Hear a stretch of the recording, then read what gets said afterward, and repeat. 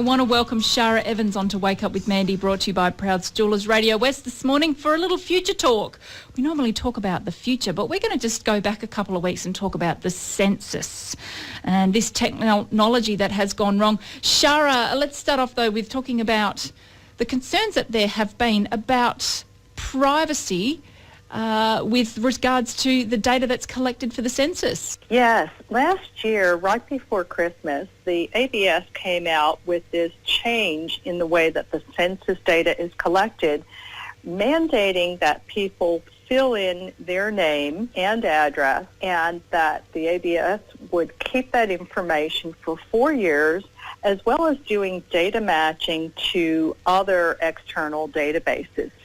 And a lot of privacy advocates, myself included, said, whoa, you're asking for problems. You're creating a honeypot of very, very valuable data that can be used for identity theft, and that hackers who are big criminal organizations will go after this. Yeah, but I guess the next thing that came along was the actual census night. Things went wrong. Oh, did they ever? They went pear-shaped in a hurry, and frankly, we still don't know exactly what happened.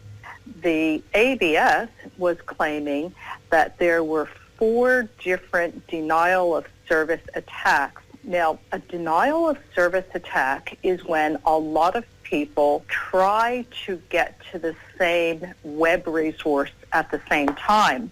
Now, they may not be people, they may be automated little programs. Yep. But it's buzzing around in the security community that this may not have been a DOS attack at all, because there are no signs that can be found in the cybersphere. Instead, what the security community thinks is that we had over 10 million Aussie households trying to fill out an online form at the same time on a system that was not properly load tested. It's 7:14, still catching up with Shara Evans. Looking back on the census, we've talked about a number of aspects of this already, but you want to also mention the validity of the data going forward, Shara. So in my company, I have used census data so many times to do analysis for investments for companies and to do other demographic forecasts. It's been a very valuable data set for so many organizations. But because we've had this big debacle, there's a question as to whether this data set is even valid. First off, this is meant to be a stock take of where people are at a particular point in time.